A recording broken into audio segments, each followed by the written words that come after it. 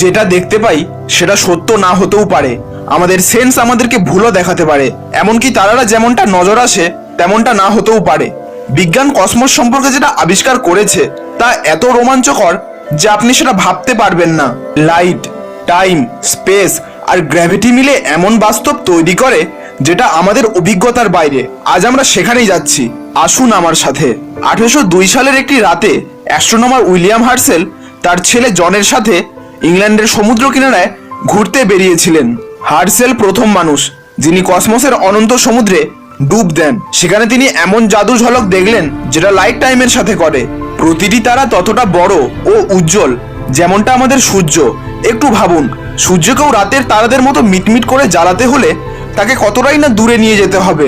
তারা থেকে নির্গত আলো খুব দ্রুত চলে, কিন্তু সেটারও একটা লিমিট রয়েছে। ওদের আলোককে আমাদের কাছে পৌঁছতে সময় লাগে। যেটা সব থেকে কাছে রয়েছে তাকেও কমপক্ষে 1 বছর লেগে যায়, দ্বিতীয়দের তো 1 শতক লেগে যায়। কিছু তারা তো এত পুরনো ও দূরে রয়েছে যে ওদের আলোককে পৃথিবীতে আসতে বিশাল একটি প্রজন্ম লেগে যায়। আবার কিছু তারা রয়েছে যাদের আলোক পৃথিবীতে পৌঁছতে পৌঁছতে সেগুলি নিঃস্ব হয়ে যায়। আমরা তো তাদের ভৌতিক আলোককেই দেখতে পাই, আমরা তো তাদের অশরীরী আলোকেই দেখতে পাই, যাদের শরীর অনেক আগেই মারা পড়েছে। উইলিয়াম হার্সেল সর্বপ্রথম সময়ের পেছনে গিয়ে স্পেসকে অবজার্ভ করেছিলেন, যেটা এর আগে কোনো হোমোসেপিয়েন্স করেনি। লক্ষাধিক সময় পেছনে উইলিয়াম হার্সেল সর্বপ্রথম অনুমান করলেন টেলিস্কোপ আসলে একটি টাইম মেশিন। হারিয়ে যাওয়া সময়ে না প্রবেশ করলে আমরা কখনো স্পেসে প্রবেশ করতে পারবো না। আলো 1 সেকেন্ডে 3 লক্ষ কিলোমিটার বা 1,86,000 মাইলের দূরত্ব কভার করে। চাঁদ থেকে পৃথিবীর দূরত্ব এতটাই, অর্থাৎ চাঁদ আমাদের থেকে 1 লাইট সেকেন্ড দূরে রয়েছে। তাই এরপর থেকে যখনই আপনি চাঁদকে দেখবেন ভাববেন আপনি 1 সেকেন্ড পুরনো চাঁদকে দেখছেন। এটা সূর্য, তবে সেটা এখানে নেই যেখানে আপনি এটাকে দেখতে পাচ্ছেন। পরবর্তী 2 মিনিট পরেই এটা নজর আসবে। সূর্যোদয় আসলে চোখের একটি ভুল। পৃথিবীর অ্যাটমসফিয়ার সানরেকে মুড়ে দেয়, যেমনটা লেন্স বা কাচের গ্লাস করে। তাই সূর্য আকাশে পৌঁছানোর পূর্বেই তার মিরর ইমেজ তৈরি হয়। সূর্যের আলো পৃথিবীতে পৌঁছতে 8 মিনিট 19 সেকেন্ডের সময় নেয়, অর্থাৎ সূর্য পৃথিবী থেকে 8 লাইট মিনিট দূরে অবস্থান করছে। আরেকটি কথা, সূর্য কখনো উদিত হয় না, পৃথিবী ঘুরে বলেই এরূপ ঘটে। হয়তো আপনি বিশ্বাস করবেন না, আমরা এখন জেট প্লেনের চেয়েও বেশি বেগে চলছি, সুপারসনিক বেগে। আরেকটি ব্যাপার, দিগন্ত রেখা বা হরাইজন বলে কোনো কিছু হয় না। হরাইজন একটি চোখের ভ্রম। গ্রহরা সূর্যকে প্রদক্ষিণ করে বলেই পৃথিবী ও সব থেকে বাইরের গ্রহ নেপচুনের মধ্যকার দূরত্বের পরিবর্তন ঘটে। দেখতে গেলে আলো এই দূরত্ব 4 ঘন্টায় অতিক্রম করে, অর্থাৎ পৃথিবী থেকে যে নেপচুনকে আমরা দেখতে পাই সেটা 4 লাইট আওয়ার পুরনো। যখনই আমরা সৌরমণ্ডল থেকে বাইরে বের হই দূরত্ব মাপার ইউনিটটির পরিবর্তন ঘটে। লাইট আওয়ার্সের পরিবর্তে লাইট ইয়ার। লাইট ইয়ার আসলে কসমসের মাপকাঠি। 1 লাইট ইয়ার মানে 10 ট্রিলিয়ন কিলোমিটার, অর্থাৎ 6 ট্রিলিয়ন মাইলস। এটাও দূরত্বের একটি ইউনিট, যেমন মিটার বা সেন্টিমিটার। এই দূরত্ব আলো 1 বছরে অতিক্রম করে।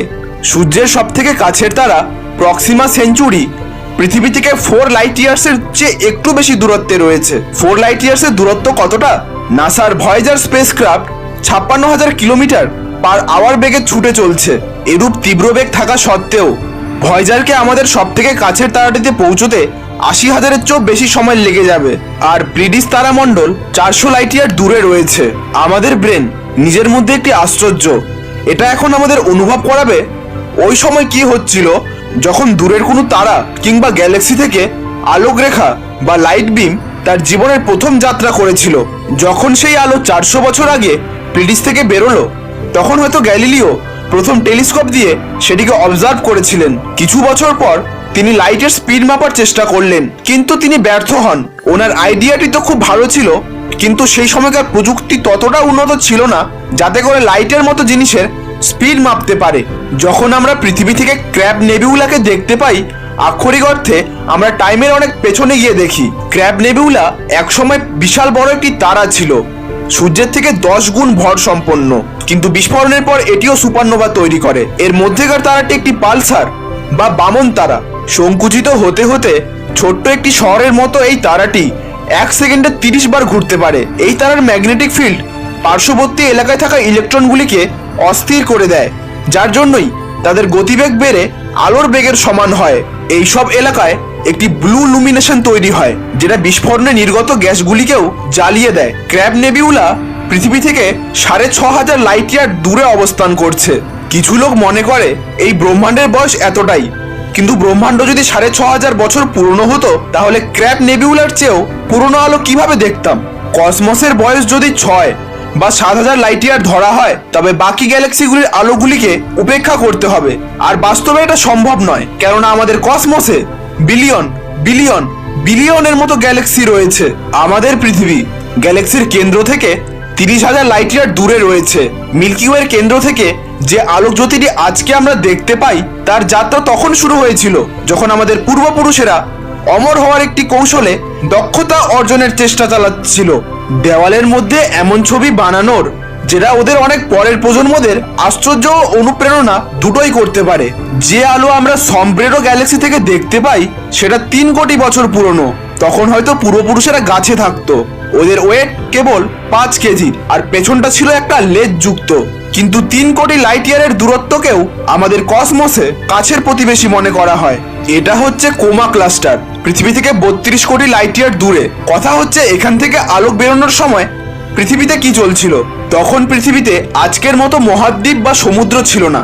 আমাদের অনেক আগের পূর্বপুরুষেরা সমুদ্র থেকে বেরিয়ে সবেমাত্র ডাঙায় পা রেখেছিল। এই আলো যথেষ্ট পুরনো, কিন্তু আমরা এর থেকেও পুরনো আলো দেখতে সক্ষম, যেটা হাবল স্পেস টেলিস্কোপ দেখেছিল। সব থেকে পুরনো আলো রাতের আকাশে হালকা ও ভুতুরে নজর আসে। ওই গোল সার্কেলের ভেতরে যে রেড স্পটটি আপনারা দেখছেন, সেটাই এই মহাবিশ্বের সব থেকে পুরনো আলো। আনুমানিক 13.4 বিলিয়ন লাইট ইয়ার দূরে থাকা একটা গ্যালাক্সি থেকে নির্গত আলো। এই লুমিনেশন সব থেকে পুরনো তারাদের দেহ থেকে আসছে। ওই সময় পৃথিবীতে কি চলছিল? কিছু না।